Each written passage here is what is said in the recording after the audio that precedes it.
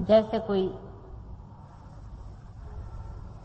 माली बाग लगा देता है और उस पे प्रेम से सिंचन करता है और उसके बाद देखते रहता है कि देखें बाग में कितने फूल खिल रहे हैं। वो देखने पर जो आनंद एक माली को आता है उसका क्या वर्णन हो सकता है।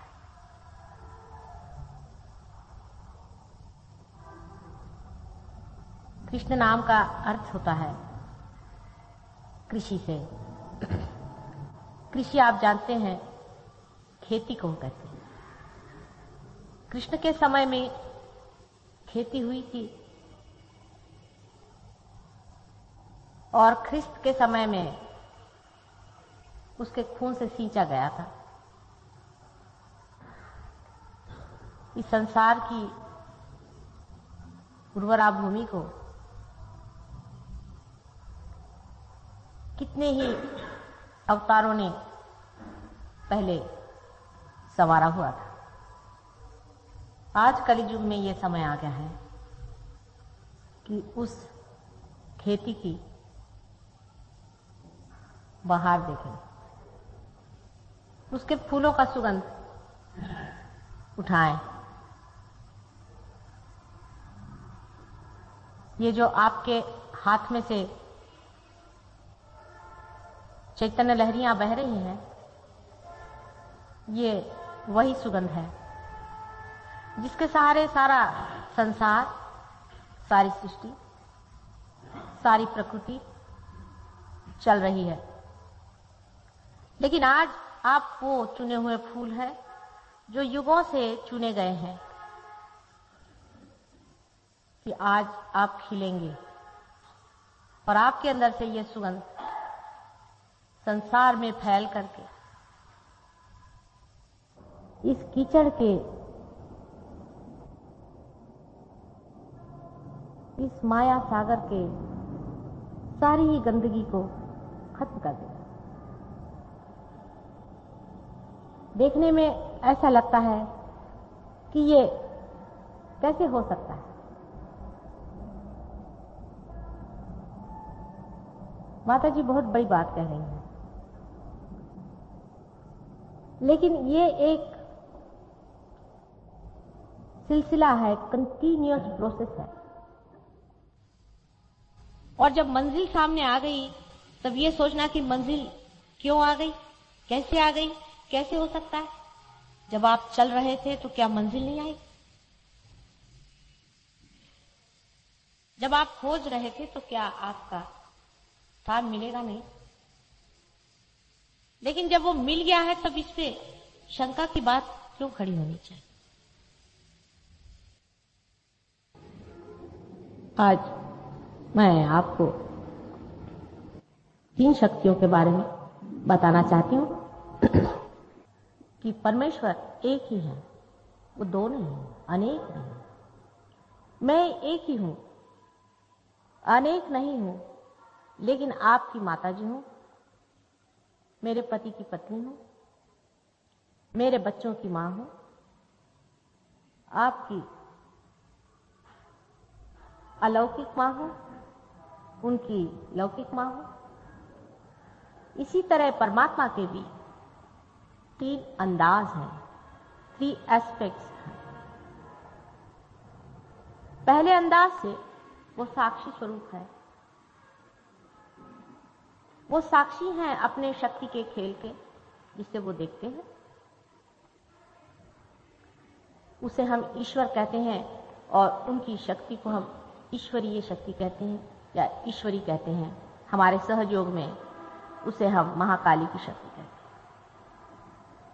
जिस वक्त उनका ये साक्षी स्वरूपत्व खत्म होता है, माने जब वो और कुछ देखना नहीं चाहते, वो नापसंद करते हैं,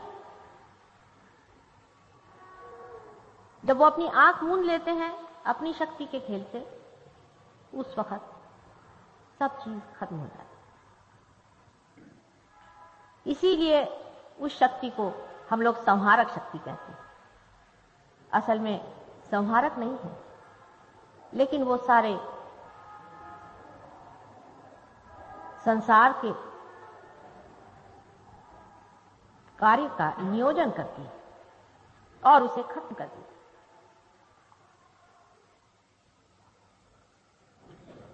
दूसरी शक्ति जो परमात्मा उपयोग में लाते हैं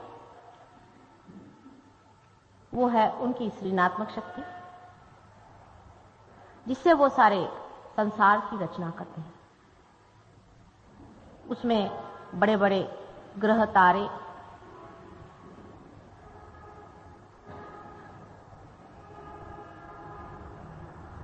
निर्मित होते हैं, जिससे वो पृथ्वी की एक परम पवित्र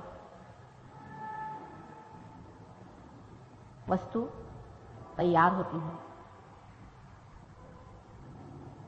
इस अवस्था में परमात्मा को हिरण्यगर्भ कहते हैं और उनकी शक्ति को हिरण्यगर्भिणी कहते हैं।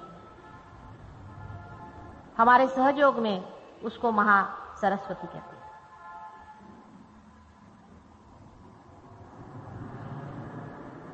तीसरी परमात्मा की जो शक्ति है वो विराट स्वरूप, विराट शक्ति है, जिस शक्ति के द्वारा संसार में जीव पैदा होते हैं, उनकी उत्क्रांति यानी इवोल्यूशन होता है।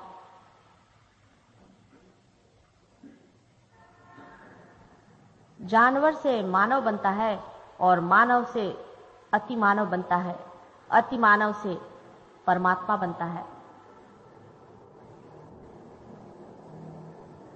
इस विराट शक्ति को सहयोग में हम लोग महालक्ष्मी कहते हैं। इस तरह से संसार में तीन शक्तियां हैं जो परमेश्वर की आभा को फैलाते हैं। पहली शक्ति जिसे ईश्वरी शक्ति कहना चाहिए, दूसरी हिरण्यगर्भिणी और तीसरी विराटांगना। सहयोग का कार्य जो है वो विराट का कार्य।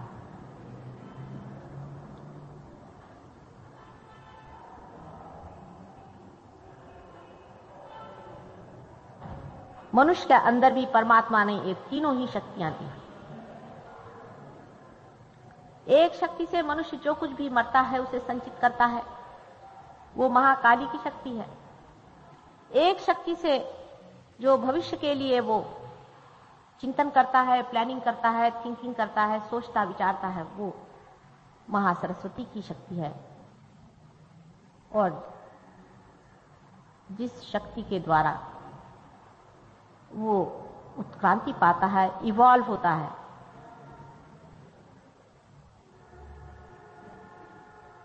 वो महालक्ष्मी की शक्ति।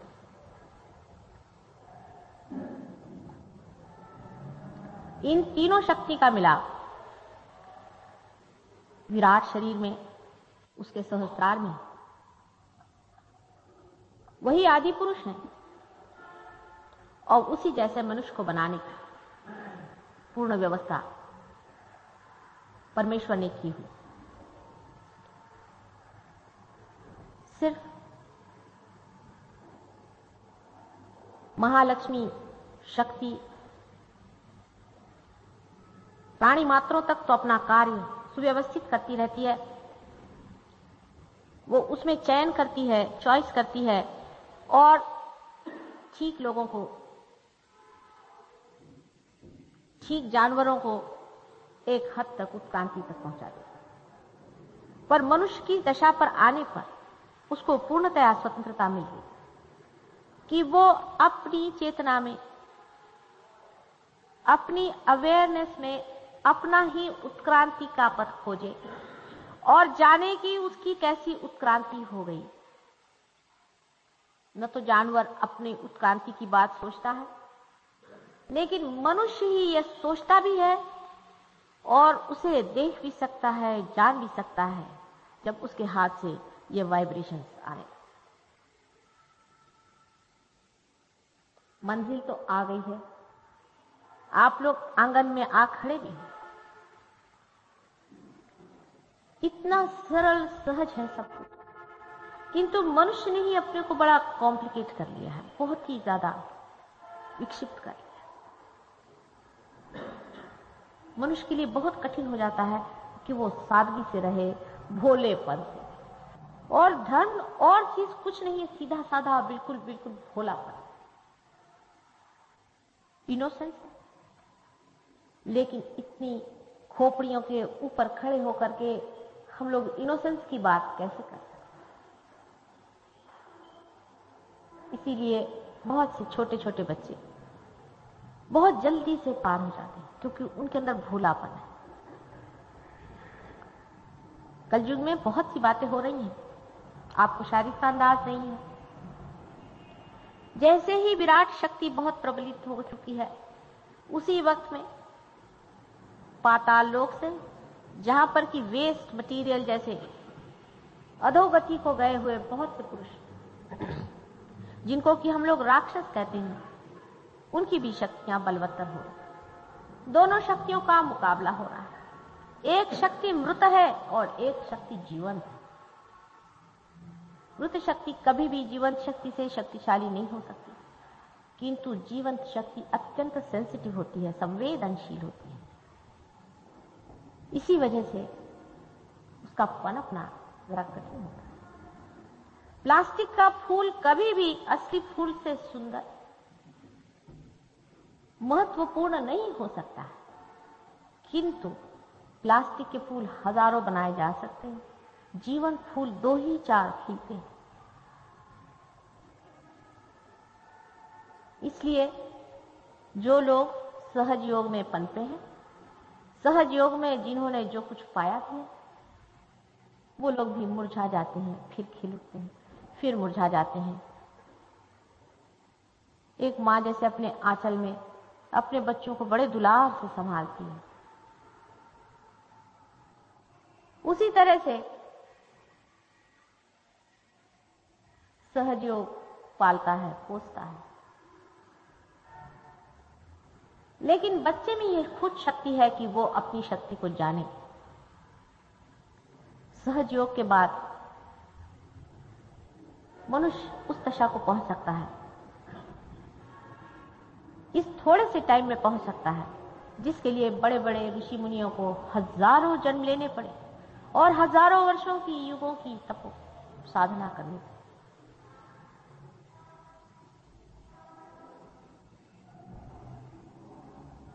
हम लोगों के परम भाग्य कि समय हम सब लोग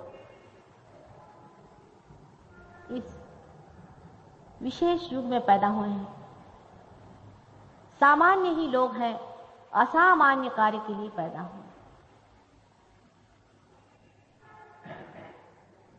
असामान्य पर्दे के पीछे ही हैं, सब आपकी मदद कर रहे हैं, लेकिन सामान्य को विराट ने चुना हुआ है अपने सहस्त्रार पे बैठाने में, क्योंकि सामान्य में शक्ति है असामान्य होने।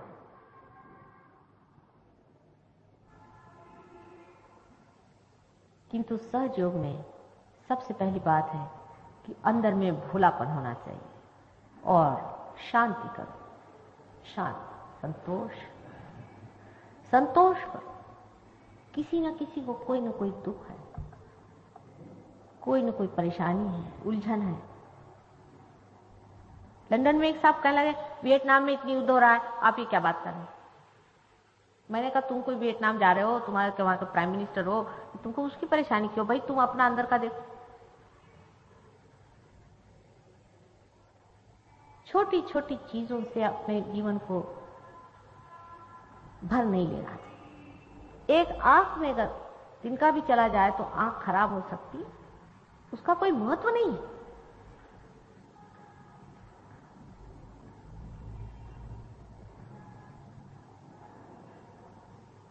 शांति, क्योंकि वो समय आ गया है जब परमेश्वर का राज्य इस संसार में आने वाला है। संतोष रखो। सहयोगियों को चाहिए कि और लोगों से ज्यादा शांतिपूर्ण रहें, संतोष से भरे रहें, खिले रहें और अपने आनंद से सारे संसार को भरते रहें।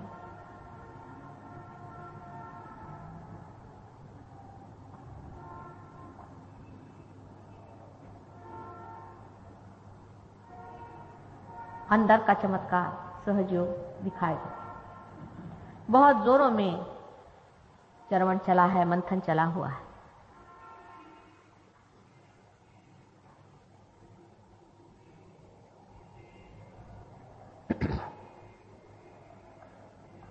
आप में से कोई लोग नए भी आए हैं यहाँ पर, कोई लोग बहुत पुराने हैं, कोई नहीं आते हैं, खट से कहां पहुंच जाते हैं, और कोई पुराने हैं यहीं बैठे। नितांत परमात्मा की असीम कृपा पर जिसको विश्वास है, जो जानता है कि सारे सृष्टि का रचयिता वही और सबको पार लगाने वाला वही है, वो एक क्षण में ही सहयोग में पार होके वहीं जाके जम जाता है, और एक बार जम जाता है फिर वो कभी भी उतरता नहीं। अपने विश्वास को दृढ़ करो, क्योंकि आपके हाथ से चीज बह रही है। आपने इसके करिश्मे और चमत्कार देखे हुए हैं। अपने पर विश्वास धरो, अपने को जानो। बहुत कुछ और भी हो रहा है। बहुत से बच्चे, छोटे छोटे बच्चे मैंने देखे हैं, जिनमें बहुत बड़े बड़े जीव जो कि आपके बाप दादे हैं वो जन्म ले रहे हैं आपकी मदद करने के लिए। 10-12 साल के अंदर में बहुत बड़े बड़े लोग इस संसार में आ जाएंगे।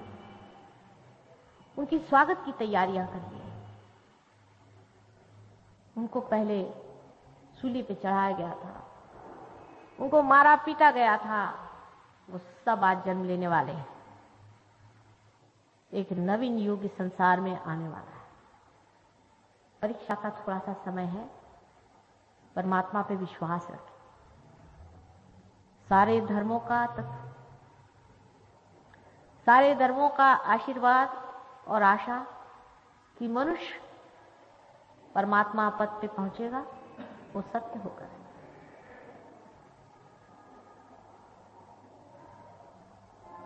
हम लोग थोड़ी देर ध्यान में जाएंगे। कुछ भी करने का नहीं, आपके अंदर जो बीज सुप्तावस्था में है वही पनपेगा। आंखें बंद करके अपने विचारों को और देखिए। जो लोग बीमार हैं, शारीरिक कष्ट में हैं, लक्ष्मी जी की अवकृपा से पीड़ित हैं, हर तरह की पीड़ा है, वो तो सब ठीक होगी ही।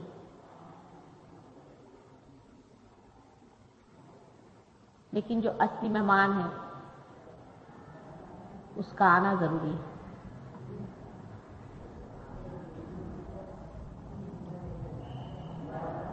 सब लोग मेरी ओर ऐसे हाथ करें। और अभी तक जो भी पीछे का है मरा हुआ, अपना ज्ञान, अपने दुख, अपनी तकलीफें और जो कुछ भी आगे का सोच रखा है, आशा, निराशा और दुनिया भर की चीजें जिससे आप त्रस्त हैं, वो सब को छोड़ करके इस क्षण, इसी क्षण, नाउ एट दिस मोमेंट जागरूक हो जाए। प्रेजेंट में ही जागने से ये चौथा आयाम, 4th डायमेंशन खुलेगा। न तो ये फ्यूचर में है, न पास्ट में है। इसलिए इसी क्षण वो मिलना चाहिए। यही क्षण महत्वपूर्ण है। जहां आप बैठे इसी क्षण वहां कूदना है और उससे आगे भी बढ़ना है। इसी क्षण में जागना ही सहज योग है, स्पॉन्टेनियस सैल्वेशन। हिलना डुलना कुछ न करें, आंख बंद करके अपने माथे के ओर सहस्त्रार पे चित्त दें। जहां फॉन्टनेल बोन होता है वहां पर चित्त दें, वहां अपना चित्त रखें। फोर्स नहीं करें, सहज में ऊपर में सोचें क्या हो रहा है। जैसे यहां बैठे बैठे आप घर की बात सोचते हैं, शांतिपूर्वक और धीरे धीरे आपके हाथ में पहले हो सकता है किसी किसी को थोड़ी बहुत जलन हो, थोड़ी बहुत, उसे जरा झटक लें अगर जलन हो तो। और अगर जलन नहीं हो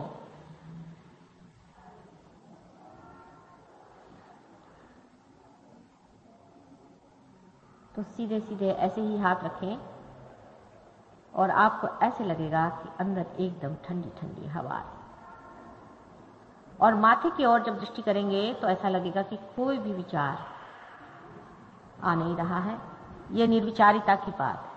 आप निर्विचार हो जाए, एकदम अंदर से शांत होकर बैठें।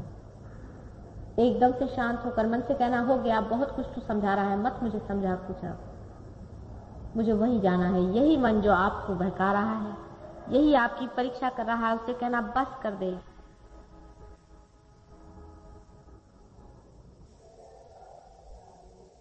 सहज योग समष्टि में बनता है, एक व्यक्ति का नहीं है, एक इंडिविजुअल नहीं है। आप सब एक विराट के अंग के रोम रोम हैं। एक व्यक्ति पर निर्भर नहीं है।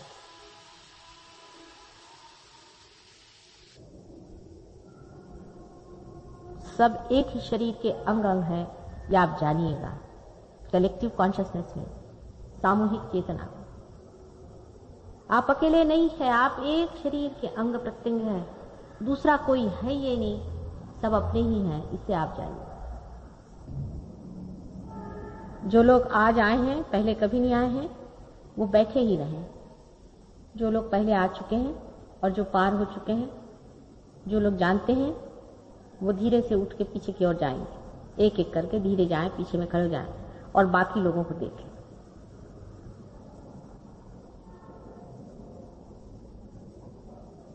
कोई डिस्टर्ब नहीं करें, धीरे धीरे उठें, पीछे में जाएं और देखें। और जो लोग अभी आए हैं वो बैठे रहें आंख बंद करके धीरे से। और जिनके हाथ में से वाइब्रेशंस आ रहे हैं, नए आए हुए लोगों के, जो नए आए हैं, जिनके हाथ में से वाइब्रेशंस आ रहे हैं, नए लोगों के जिनके हाथ में कुछ चीज बहना शुरू हो गई हो, वो हाथ ऊपर